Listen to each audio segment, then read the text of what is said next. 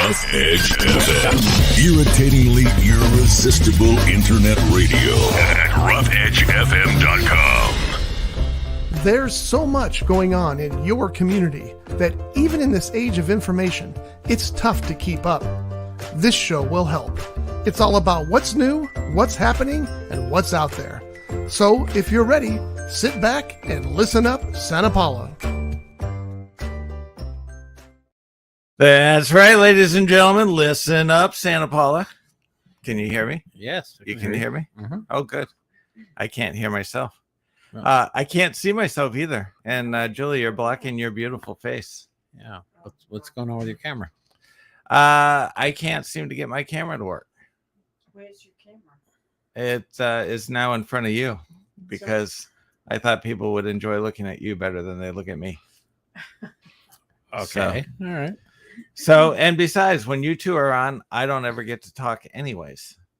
That's what we figured anyway. Yeah. So, yeah. So I don't need to be here. You're going to play engineer today. I'll just be engineer. Nice. And I know Julie's got lots to talk about summer camp. Yeah, there's a lot happening.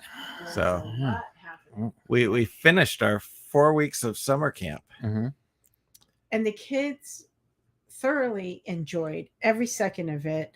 Every day they kept saying, oh, we had a choice and we decided to come here. And we even had two of the girls that came back on Saturday because they were enjoying the summer camp so much. And they said we inspired them to be magicians. Nice. So That's kind of the whole point of having these things to inspire kids. right. Yeah. Good. Yep. So they're now interested in being a little more involved in magic.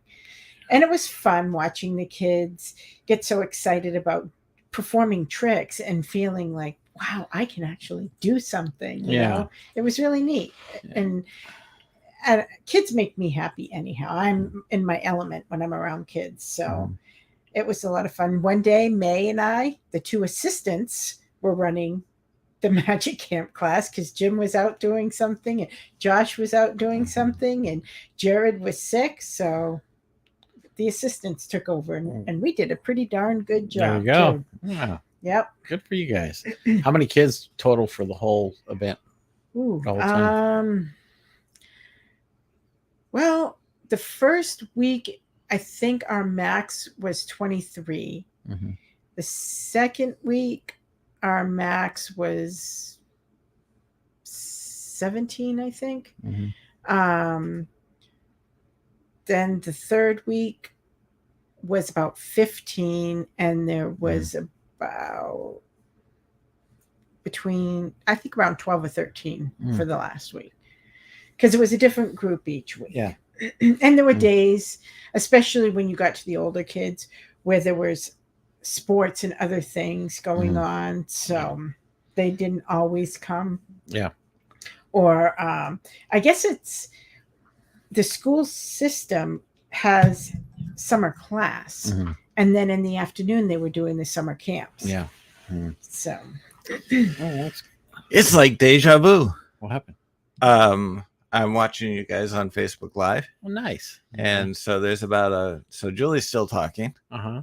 It's about like a 1 minute delay. All right. So 1 minute, that's a long delay. Are you sure Yeah. it's not like seconds? Yeah, you're still talking. Oh. Okay. And so it's like, well, deja vu.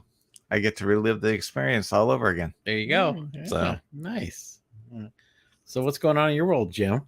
What's going on in my world? Well, Besides apparently, your camera failing. I know. Apparently, I'm too ugly to be seen on camera. So that's one. Known fact. Yeah.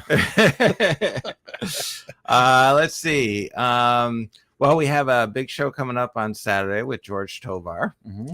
And so I've been working the phones and the emails and the invitations and all that kind of stuff, trying to get people in that show. Mm-hmm. Did you see my Facebook post, by the way, about supporting live entertainment? No, I try and avoid social media as much as possible. I probably didn't see it. Okay, I thought you were going to say you were trying to avoid me. No. As much as possible. I look at social media once in a while, but I try not to get caught up in that because I could sit there for hours doing that, and I just don't want to do that. Yeah. So here was my inspirational quote for Okay. the, and I think this is something that we should share over the airways anyways. Sure. Let's keep the arts alive in our community. Live entertainment is the heart and soul of our town, and your support can make all the difference. Mhm. By attending local performances, concerts, and shows, you're not just experiencing incredible talent, but also helping our artists follow their passion and our venues thrive. Let's come together, share unforgettable moments, and celebrate our cultural richness. So, mark your calendars, invite your friends, and let's show some love to the live entertainment in our neighborhood. Your support truly matters. Spread the word. Wow, I'm impressed. Mhm. Yeah, You wrote that all yourself, or did you pull that out of somewhere? I wrote it myself. Good for you. Yeah, Mhm. Oh, nice. So- That was good. yeah. Appreciate that one. Trying Yeah. to, encourage people because we get so wrapped up in our lives that I think we forget that it takes the community to make things thrive. Yeah. I've been having conversations all week about that, just about supporting local. One thing right now tonight, we have a workshop, or is it a workshop or a forum at the oil museum? Because that they're It's trying an open house, I thought. yeah, something like that. They're going to Yeah. do a tour, but they're also going to talk about what we're going to do to reimagine that place. Escape rooms and a magic shop. Yeah, well, there's people that are, there's several proposals. Before I came here, I was on a meeting for one of them, and just looking at what would be the right fit for the community. Yeah. So there's a lot of ideas floating around. There's a lot of people that are for change. There's a lot of people that don't want change. Right. So as you know, a small Keep town. the oil museum and Yeah, exactly. Yeah. But realistically, it can't be. You can't keep it the way it is. Yeah, it's not sustainable. Well, I was going to say it hasn't even been opened, so why would you want to keep Yeah. something that isn't even functioning? Well, right even now? when it was open, it didn't have a lot of support. Mhm. So it's such a centerpiece of our community, and yet it's probably one of the more underutilized buildings, even Yeah. when it was open. So yeah, it's a gorgeous building. yeah, it's like the gateway for our downtown. When you see it, it's right there. And so we need to think about it in a different way. How do we set it up for the future? Mhm. What is that going to look like there? There's opportunity to develop there. There's other opportunities to build on what we have in there already. So, there's a lot of historical stuff that needs to be preserved that's upstairs. So there's a lot of different things. The Historical Society is in that building also. They share part of that facility there. So it's just figuring out what is the best fit for that facility there. Mhm. So I know there's some groups that have some great ideas. How it comes about, don't know yet. It's probably at least a year away before we even look at developing it, to where it needs to be. I bet you I know one of the ideas. Yeah. To create like a cultural art where people can have different rooms with different art. Mhm. But you got the art theater center right there, right next door. Yeah. Putting general art is probably not the best fit for that, because you're right. There is the art. I mean, it could be a different form of art, but reality is it needs to be something different. Yeah. It needs to be something that's a major tourist attraction for us. It needs to be something that's going to draw people to that location. You can go visit the exhibits one time and then, Right. but you got to have continuous stuff going on all the time there. Yeah, like 27 different escape rooms. You need to Yeah, have exactly. something that actually, like you said, pulls people in. And you also, because you said some people don't want change, and because some people don't want change, even if they allow change, their brains are still going to go towards, well, this is what makes me comfortable, but it isn't really about them. It's about the community. Yeah. So you have to think about what works best, not for the people who have been in everything, doing everything for so long. What is going to bring other people in? Yeah, and that's the key. You go to the Agriculture Museum. Most people that go there are tourists. You go to the Art Museum. A lot of people that go there are from outside of Santa Paula. So you don't get a lot of support within your own community, because once you see it, you see it. Right. So and that's how the Oil Museum was. It's the same exhibits week after week, and every so often they change it. But come to find out, a lot of our residents have never even been to the Oil Museum. So, and they're the ones that are saying don't change. Right. And it's like, well, and they've done that with everything. And there's a percentage of people that do that. And that's every small town's the same way. Yeah. There's always that. Change is scary. It is. It is for a lot of people. And people don't always settle in to change, especially people who've been doing the same thing for a long time. Yeah. Yeah. And when I came into the chamber, I was the same way. There was a lot of nostalgia. It's like, do we really want to change this? But then as you start to see everything and you start learning about what's going on within them, it's like you have to change, you have to grow, you have to do something different. And, the pandemic really changed a lot of people's minds of we need to do a lot of things different, especially in our community. Mm-hmm. People changed was starting to do online sales now, which nobody ever thought that would ever happen in our community.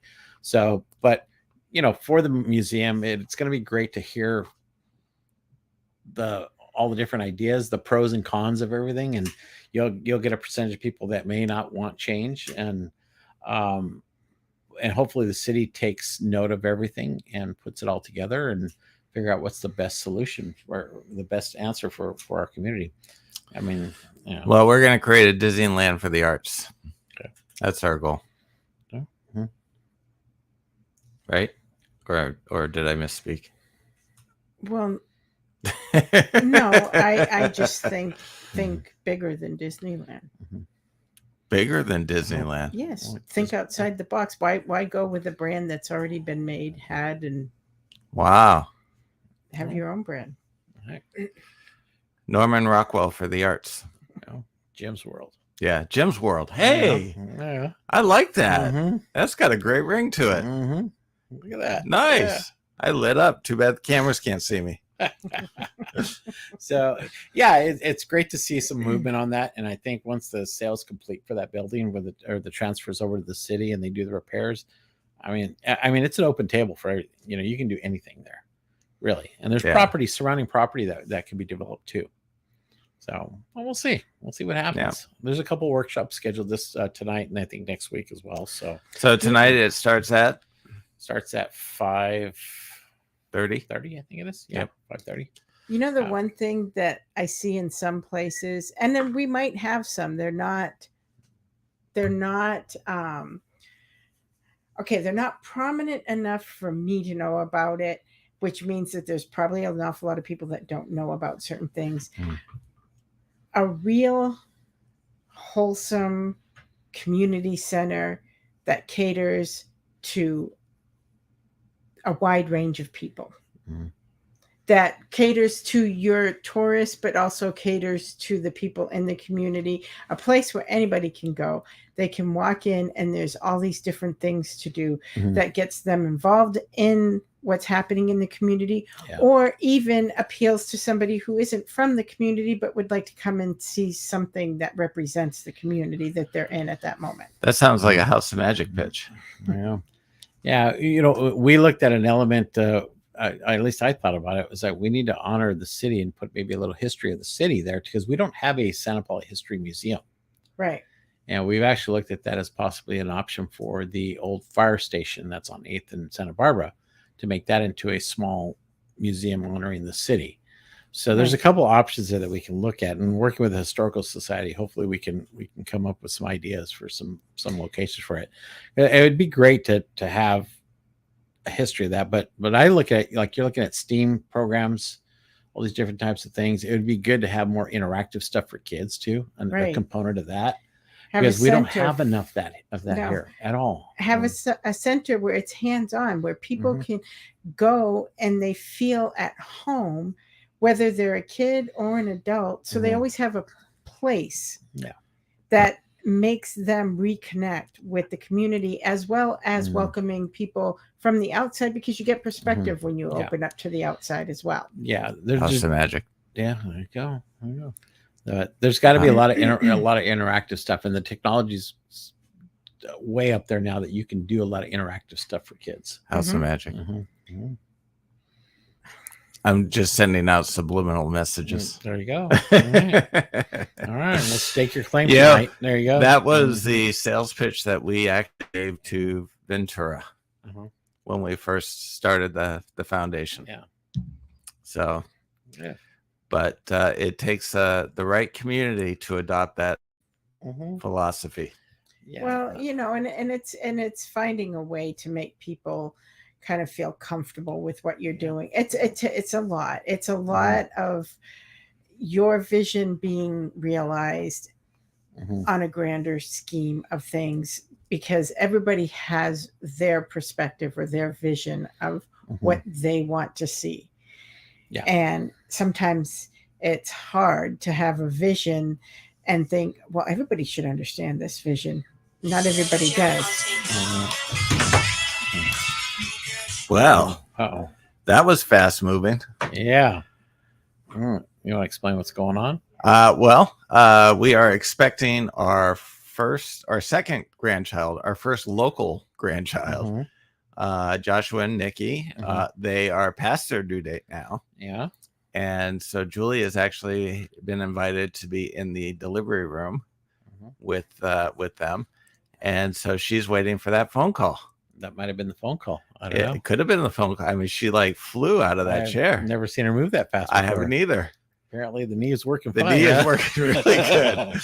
Yeah, so she got that shot in the knee, and man, she's out running a marathon. Yeah, she gained a few extra miles per hour. That's exactly how she used to be when we had little kids. She'd hear something and she'd be like, gone. Wow, yeah, that was a blur. I was like, wow. Oh my god. Well, so I can see why she's ready to jump at the opportunity here when it's ready to go. Yeah. So, yeah. Good for her. Well, you're solo now. I know. Look at you. You could also move the camera over too. I could, but I think she's coming back. That I take it was not the phone call. The phone call I was looking for, but I did not want to interrupt everybody. So could have put the call on air. I know we could have. You know, if you get the call during the show, you should put it on the air. Yeah. I'd have to ask Mom's permission first. I'm afraid of what that conversation might be like. Well, there's a minute delay so we have some time to bleep it. I can bleep it. Nice. Oh, good. So that's going on tonight. Yes. And people are going to be able to tour the oil museum. We are planning on going if I can finagle it with the escapes that are going on, because we have escapes at night. And then what is the time? 5:30. 5:30. So maybe Julie will be going. But Julie's a good sales pitch person. Yeah. Especially when she's passionate about something. So what's going on? Tomorrow, Thursday, we have the business roundtable. Yep. Monthly business roundtables.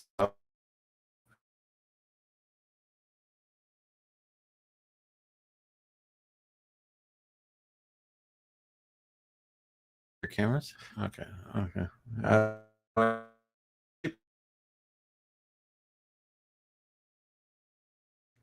Technology. I know, huh?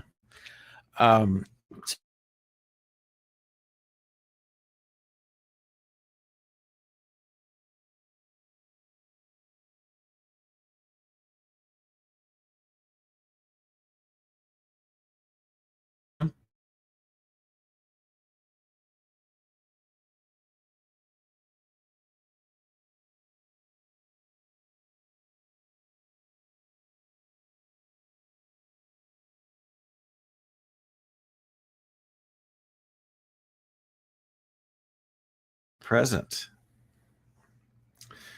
So continue. Don't let me stop you. Okay. I just want to make sure. Yeah.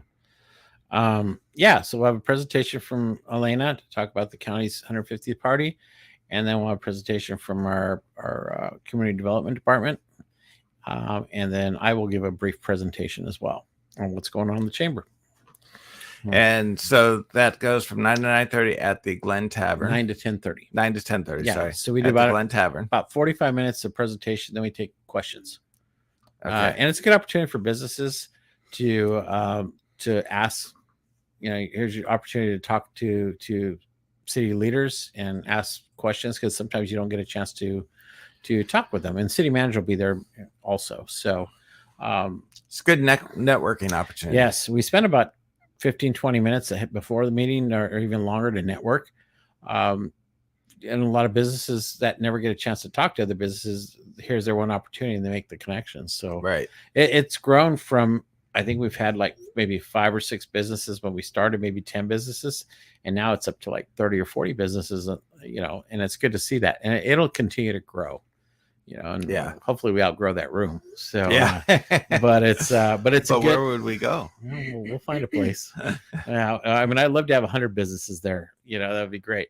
And doing it every other month, it gives people an opportunity to, if it's every month, it kind of might not work, but every other month, there's a lot happening in the community and a lot of things go on, and people can, they'll be able to ask great questions as far as, concerns they have and stuff that develop.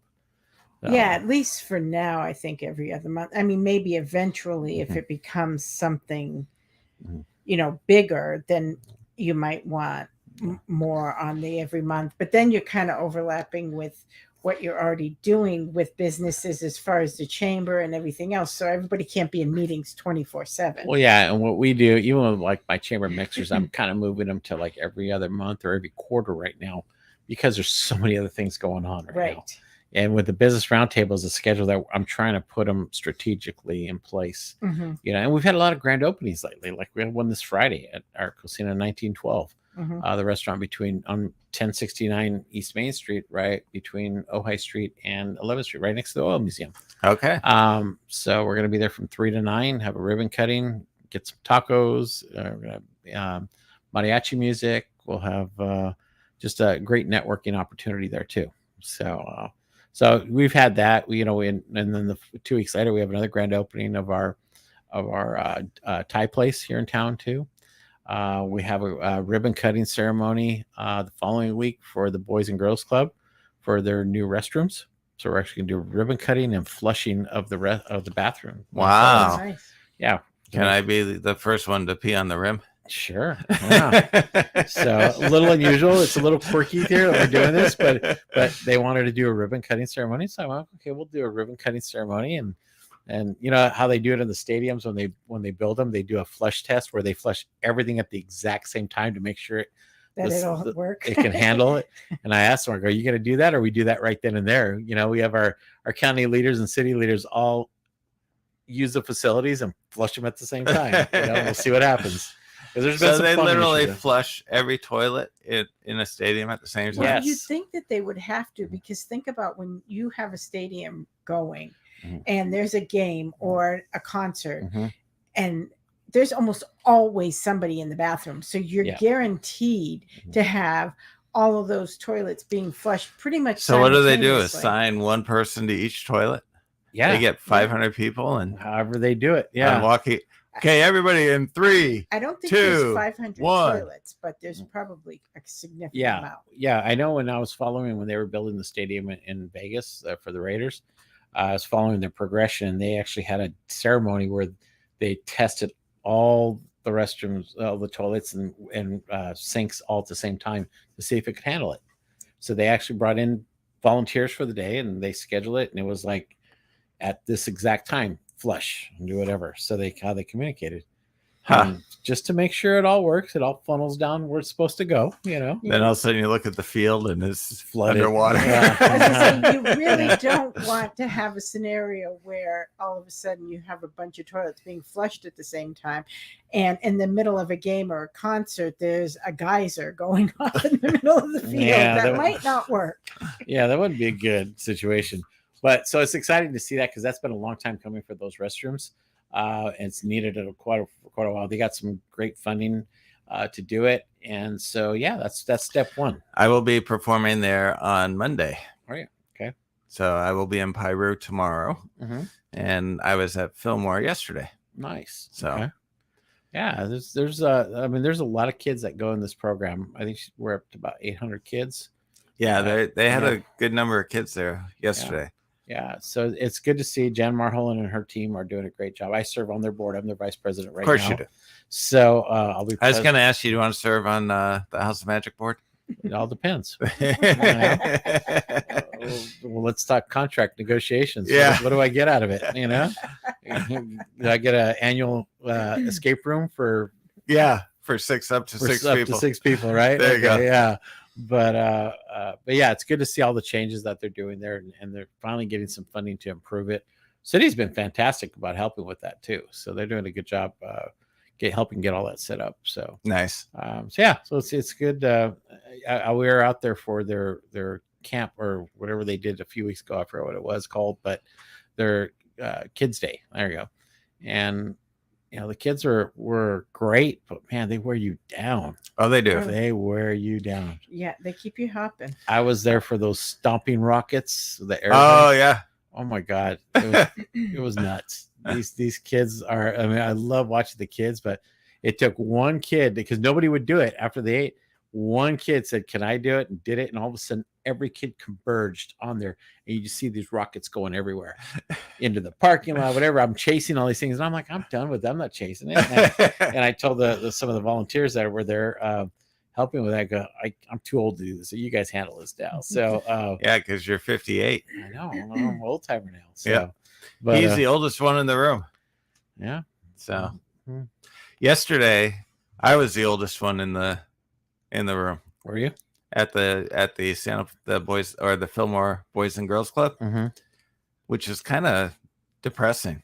Why? I never used to be the oldest one in the room. Well, sweetie, it wouldn't be that hard of a stretch at this point since you were at the Boys and Girls Club, Oh. not at the adult club.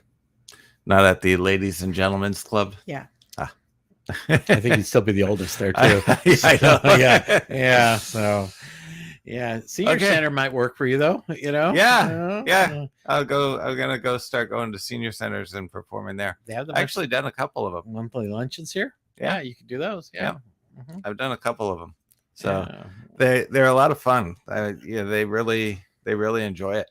Yeah, I So- presented I presented one time there a couple of years ago, and I when I spoke, I swear nobody listened to me. Because they were all doing little conversations at their tables, and I was like, all right, so I just kind of did my thing, and then they were like, oh, that was wonderful. I'm like, you guys didn't even listen to me, but they were having a good time. So I guess we're fillers, you know, or something. I don't know, so it was, You can do what we do is when we were doing the camp, I would say something, and then literally like 30 seconds later, I'd say, "What did I just say? What word did I just use?" And they're like, So Yeah, so he had a neat little thing he was doing with the camp. He was teaching the magic and talking about a bunch of different things, but he used it as an opportunity to get the kids to really focus. He started quizzing them on things he had been saying earlier, and if they got the answers right, they would get a magic trick or a wand or something. Boy, I'll tell you, that group starts listening real fast when they realize they're going to get something. There's out an of incentive listening. there. Yep. yeah. And so we would do that throughout the day, and we used all sorts of different ways of doing math, asking about the solar system, just different things that helped educate them, as well as they were having a good time doing the magic. And so it kind of became more than just, oh, we're just sitting here doing crafts or doing magic, but the kids kind of liked it. They seemed to really get into the whole process. Even the teachers, we were making the teachers answer too. Pay attention, teachers. Yeah. Yeah. It's amazing how many people don't know the third rock from the sun. Yeah. So, all right. Well, we got to wrap up our show. So 30 seconds or less. What's happening? So we got the George Tovar show coming up this Saturday. I will be filming the Rabbit Hole on Friday for the Santa Paula Theater Center. Okay. This is their last weekend. And At the grand opening on Friday. grand opening on Friday. 12 Business Roundtable, Thursday, 9 a.m. at the Glen Tavern. And we have the Oil Museum presentation tonight. That thing. Open house. Open house. Yes, at 5:30. All right. So we will talk to you all next week. Will we see each other next week? I don't know. We'll find out. We'll see whether or not the camera is going to work. Yep. So, all right, everybody. Thank you very much. That's episode number 65 in the can.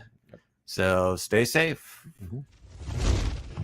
This has been a Rough Edge Studios production.